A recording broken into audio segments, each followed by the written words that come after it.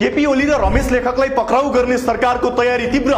जेन्जीमाथि गोली चलाउने प्रहरीदेखि आदेश दिने सिडिओ आइजिपी ओली लेखकसँग निर्मम बयान लिने तयारी। गृह मन्त्रीलाई प्रहरीको ब्रिफिङ। हतियार लुटिएकाले अबको आन्दोलनमा घुस पैठियाले सुरुमै रक्तपात मचाउनेछन्। जेन्जी विद्रोह फेरि चर्किने सम्भावना बढेको छ। केही जेन्जीहरूको चेतावनीपछि सरकार डर र त्रासमा छ भने हिजो मात्रै जेन्जीले आन्दोलनलाई आतंक र हिंसामा परिणत गरेर कलिला 75 जना विद्यार्थीको हत्या गरेको भन्दै तत्कालीन सरकारका प्रधानमन्त्री केपी शर्मा ओली र गृहमन्त्री रमेश लेखकलाई पक्राउ गर्न सामाजिक सञ्जालमा अभियान सुरु गरे र केही त जाहेरी दर्ता गराउन प्रहरीमै पुगे। प्रहरीले जाहेरी दर्ता नगरेपछि जेन्जीले धम्की दिँदै आन्दोलन चर्किने चेतावनी दिएपछि प्रहरी तत्काल हाई अलर्टमा बस्यो। आन्दोलनले अब थामी नसक्नु उग्र बबन्डर मचाउने भएपछि सरकारले सुरुमा गोली चलाउने प्रहरी, त्यसपछि सिडिओ आइजिपी गृह सचिव हुँदै जिम्मेवार नेतृत्व तत्कालीन गृहमन्त्री र प्रधानमन्त्रीको बयान लिने प्रक्रिया अघि बढाउने भएको छ। दमन र विध्वंसको छानबिन गर्न गठित जाँचबुझ आयोग चरणबद्ध बयान लिन तम तयार बनेको छ। यता जेन्जी समूहको दबाव बढ्न थालेपछि प्रधानमन्त्री सुशीला कार्कीको सरकारी निवास बालुवाटारमा कार्कीले गृहमन्त्री ओम प्रकाश अर्याल सहित सोमबार राति नै सुरक्षा निकायका प्रमुखहरूसँग छलफल गरेकी थिइन्। गृहमन्त्री अर्याल सुरक्षा निकायलाई आजै पक्राउ गर्न मिल्ने नमिल्ने विषयमा छलफल गर्दै हतारिएका छन् भने छलफलका क्रममा प्रहरीले जाहेरी दर्ताका लागि केन्द्रीय सुरक्षा समितिको निर्देशन र लिखित आदेश आवश्यक पर्न सक्ने भन्दै आफ्नो धारणा प्रस्तुत गर्यो।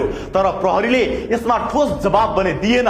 सुरक्षा निकायको ब्रिफिङ उद्धृत गर्दै स्रोतले भन्यो, अहिले ओली विरुद्धको जाहेरी लिने बित्तिकै धेरै नेता तथा अहिले कायम रहेका अन्य जनप्रतिनिधिहरूको विरुद्ध पनि जाहेरी पर्ने र लिनुपर्ने नजिर बस्ने सम्भावना छ। यता केपी ओलीलाई पक्राउ गरे एमालेले वितण्डा बचाउने चेतावनी दिएको छ।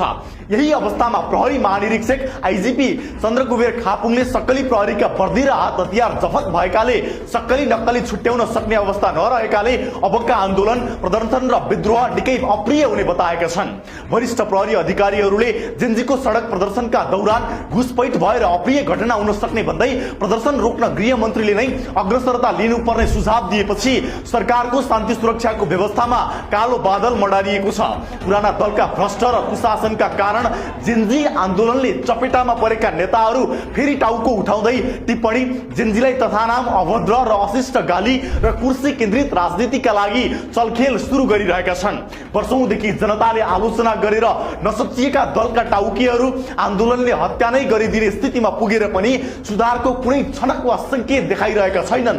काठमाडौँ महानगरपालिकाका मेयर बालेन शाहले पनि प्रधानमन्त्री कार्कीसँगको भेटमा गोली चलाउनेलाई नछोड्न भनिसकेको स्रोतको दाबी छ। यद्यपि चारवटै प्रमुख सुरक्षा निकायहरूले देशको अवस्था र शान्ति कायम गर्ने कुरामा संयम अपनाउनु पर्ने ब्रिफिङ गरेका थिए। गृह मन्त्रालय स्रोतका अनुसार आन्दोलनको छानबिन गर्न बनेको पूर्व न्यायाधीश गौरी बहादुर कार्की नेतृत्वको छानबिन आयोगको प्रतिवेदन कुर्ने कि तत्काल एक्सन लिने भन्ने विषयमा निर्णय भइसकेको छैन। स्रोतले थप्यो, सकेसम्म छिट्टै पक्राउ गर्नेमा मन्त्री आफै लागि परेका छन्।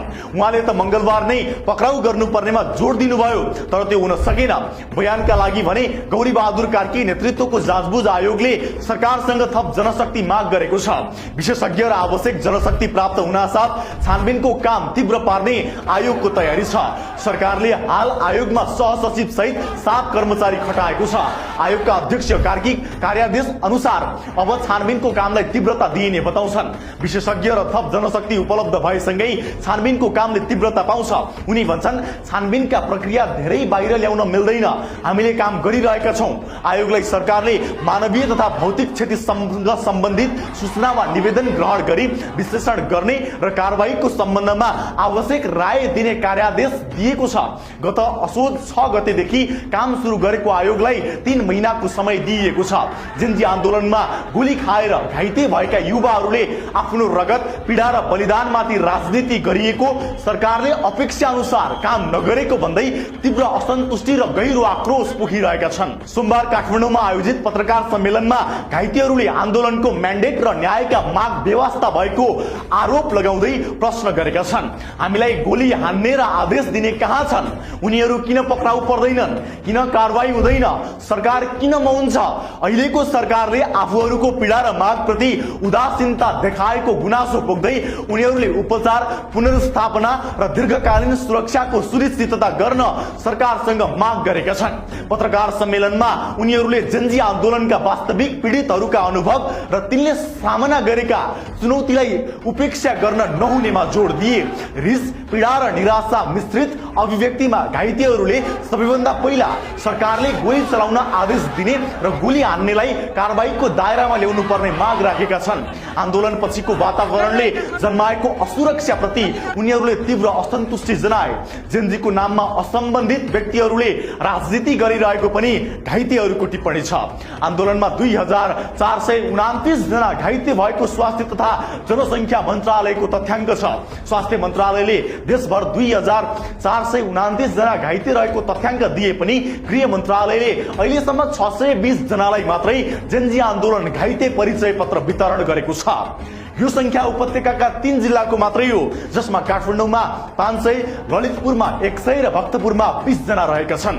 उपत्यकाका 3 जिल्लामा 12 र 13 असोजमा परिचय पत्र वितरण गरिएको थियो।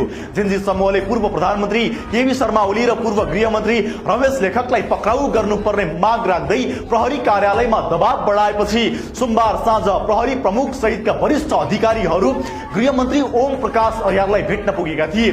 भेटमा प्रहरी अधिकारीहरूले अहिलेको तरल अवस्थामा सडक प्रदर्शन हुँदा कस्ता जोखिम हुन्छन् भनेर ब्रिफिङ गरेका थिए। प्रहरीका वर्दी पनि लुटिए, हतियार पनि लुटिए।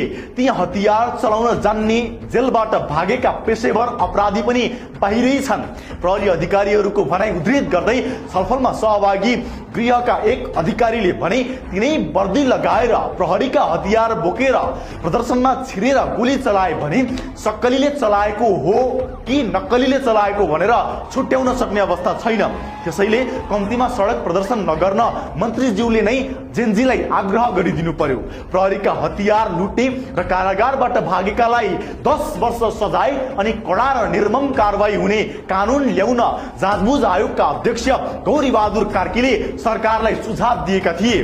बाहिर रहेका कैदीबन्दी र लुटिएका हतियारले समाजमा ठूलो सुरक्षा चुनौती बढ्ने भएकाले उनीहरूमाथि कारवाही गर्न कडा कानूनको आवश्यकता रहेको उनको भनाइ छ। गृहमन्त्री अर्यालले भने 23 गतेको आन्दोलन दमन गर्ने अधिकारीहरू विरुद्ध जाहेरी नलिएसम्म जेन्जीको आक्रोशलाई मत्थर पार्न नसकिने र आफूले भन्दैमा जेन्जीको प्रदर्शन रोकिन नसक्ने बताएका थिए। तर प्रहरी अधिकारीहरूले विधि र प्रक्रिया अनुसार जाहेरी प्रक्रिया हुनुपर्ने भन्दै त्यस्तो विधि गृहमन्त्रीले नै बनाइदिनु पर्ने बताएका थिए। साथै उनीहरूले गृह मन्त्रालयले सूचना निकालेरै शान्ति सुरक्षा कायम गर्ने प्रयोजनका लागि प्रदर्शन नगर्न आग्रह गर्नुपर्ने माग गरेका थिए। लुटिएका हतियार र वर्दी फिर्ता गराउने रणनीति के हुन्छ भन्ने विषयमा पनि प्रहरी अधिकारीहरूको चासो थियो। मन्त्रालयको आग्रह अनुसार हामीले चाडबाडसम्मका लागि हतियार फिर्ता गर्ने समय थप्यौं, तर एउटा पनि हतियार फिर्ता हुन सकेन। वास्तविक जेन्जीले लगेको भए यी हतियार आइसक्ने थिए। प्रहरी अधिकारीहरूको भनाइ थियो ती हतियार हाम्रै लागि चुनौती बन्ने अवस्था भयो। अब फिर्ता नगर्नेमाथि कारबाही गर्ने गरी मुभ गरौं। छलफलमा सहभागी गृहमन्त्रीले लुटिएका हतियार सुरक्षाका लागि चुनौती भनेको स्वीकारे पनि कडाई गर्ने बारे ठोस निर्देशन भने नदिएको स्रोत बताउँछ।